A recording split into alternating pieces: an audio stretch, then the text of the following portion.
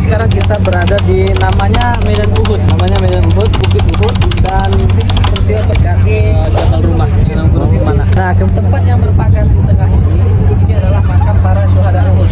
Jadi bahwa 70 orang sahabat Nabi meninggal mati syahid di perang Uhud ini, dan diantara yang di sini adalah Sayyidus Syuhada, yaitu Hamzah bin Abdul Muthalib. Dia juga paman dari Rasulullah SAW.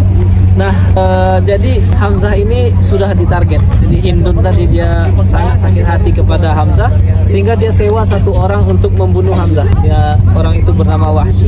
Dia sangat mahir melempar tombak. Jadi dia ketika perang itu dia hanya mencari di mana Hamzah.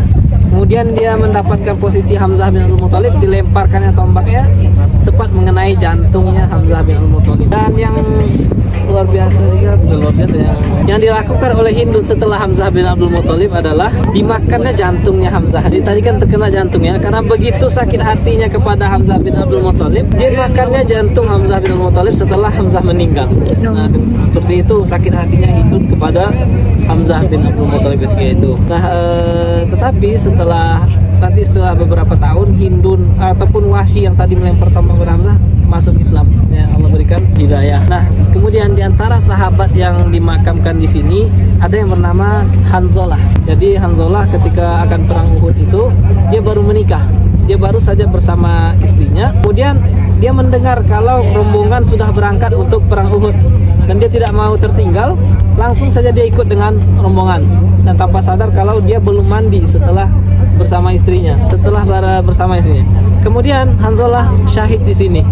Yang menarik adalah para sahabat menemukan Hanzalah dalam keadaan bersih, bukan seperti orang habis perang, tidak ada bekas luka, tidak ada bekas darah. Dan para sahabat bertanya kepada Rasulullah tentang apa yang dialami oleh Hanzalah. Ternyata Rasulullah memberikan kabar bahwa Hanzalah ini dimandikan oleh para malaikat, dan karena ketika berangkat perang Uhud dia belum mandi dari setelah bersama istrinya. Nah, itu diantara peristiwa yang terjadi. Dan yang paling penting, yang pelajaran yang kita ambil pada perang Uhud ini adalah bagaimana para sahabat itu mempertahankan Rasulullah SAW. Jadi kan tadi ketika keadaan sudah berbalik, sudah kacau sekali keadaannya itu, para sahabat itu melindungi Rasul dengan apa yang mereka miliki. Di antaranya ada Thalhah bin Ubaidillah, yang dia itu memiliki lebih dari 70 luka ketika itu untuk melindungi Rasul. Jadi para sahabat ketika mereka masih memiliki tameng, apa yang datang, ada anak panah atau ada pedang, dihalang dengan tamengnya. Dan ketika tameng sudah tidak ada lagi, ada menghalangi anak panah dengan tubuhnya agar tidak mengenai Rasul. Tapi Rasulullah juga terluka di perang Uhud ini. Geraham beliau terkena anak panah dan patah ketika itu, dan berdarah luka. Kemudian Rasulullah diungsikan oleh para sahabat ke kaki Bukit Uhud, ya. Di sanalah nanti baru para sahabat mati-matian melindungi Rasulullah SAW dari kafir yang berniat membunuh. Dan di tengah kecamuk itu ada yang berteriak kalau Rasulullah itu sudah dalam keadaan wafat, ya, sudah tewas, ya. Ternyata Abu Umar kembali melihat Rasulullah dan dia berteriak kembali bahwa Rasulullah masih ada dan Rasulullah masih hidup. Nah, akhirnya kaum muslimin berhasil bangkit lagi setelah keterpurukan tadi. Tapi perang Uhud ini menyisakan duka yang mendalam kepada kaum muslimin ketika itu.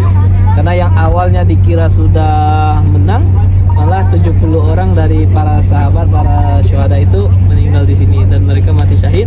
Dan saat ini kita berkunjung ke makam mereka, dan para syuhada ini salah satu orang yang kita setiap hari meminta untuk bersama mereka. Pada doa kita dalam surah Al-Fatihah, siapa mereka? Adalah para nabi, orang-orang yang beriman dengan sebetul-betul keimanan, para syuhada dan orang-orang yang soleh. Jadi kita menghadap ke arah para syuhada ini. Assalamualaikum ya syuhada, ya syuhada. Assalamualaikum ya ahlad dia minal muslimin atakum ma tu'alun wa inna insyaallah masyaallah. Kemudian di antara yang dimakamkan di sini juga adalah siapa tadi kalau kita masih ingat, yang diutus oleh Rasul ke Madinah sebelum beliau hijrah, yang dia itu merupakan seorang pemuda cerdas kota Mekah bernama Mus'ab bin Umair, ya, yang tadi anak orang sangat kaya raya, terkenal sekali.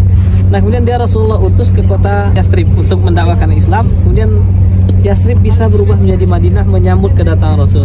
Ternyata Allah takdirkan dia untuk meninggal di sini karena misinya sudah selesai menurut Allah Subhanahu wa taala. Ketika Mus'ab bin Umair ditemukan, itu dia hanya ditemukan dengan pakaian yang cukup untuk menutupi auratnya. Ketika ditarik ke atas, itu bagian yang bawah terbuka, ditarik ke bawah, yang atas yang terbuka. Itu yang awalnya dari orang kaya raya sekali, sampai ketika beliau meninggal mati syahid, hanya yang perlu menutupi auratnya saja ya. Karena seperti itulah kaum muslimin dan para sahabat Rasulullah dan para sahabat memperjuangkan agama ini dengan penuh darah, penuh luka, penuh pengorbanan, sehingga buah dari perjuangan mereka di sini itu yang sampai kepada kita. Nah, jadi Bapak Ibu kakak semua, selama perjalanan umroh dari jalan ke jalan, kita akan menemukan banyak nama-nama baru. Misal kayak kemarin selama di Mekah Rasulullah hijrah dengan Abu Bakar. Sini ada nanti Mus'ab bin Umair, Umar bin Khattab, Utsman bin Affan dan hal lainnya. Itu para sahabat itu kata Rasulullah, ashabi kan nujum. Para sahabat itu ibarat bintang-bintang.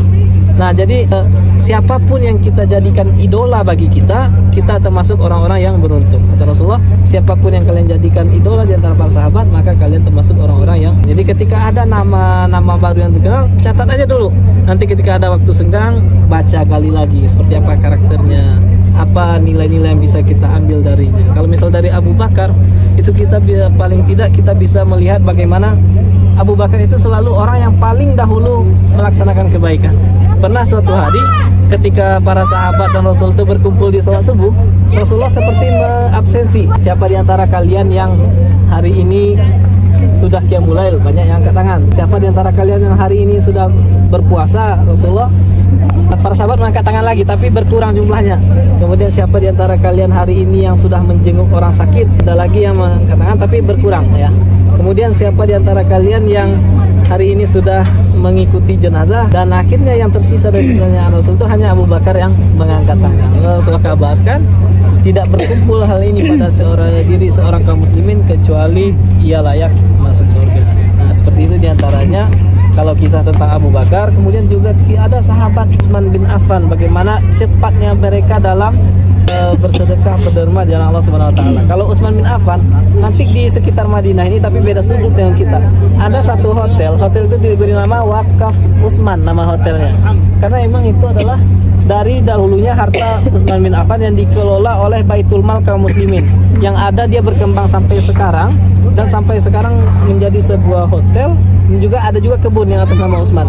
Dan itu semuanya nanti di keuntungannya dia dikelola, keuntungannya masuk ke operasional Masjid Nabawi melayani tamu-tamu Allah yang ada di sini. Nah, Bapak Ibu, semoga dengan kita datang, kita berpanas-panas ke medan Uhud ini menjadi bukti ya di hadapan Allah nanti bahwa kita mencintai Rasulullah, kita mencintai para syuhada ya, dan mencintai para sahabat yang sudah berjuang untuk agama ini. Nah, mungkin itu sedikit yang bisa kami sampaikan di sini. Setelah ini kita ambil foto bersama.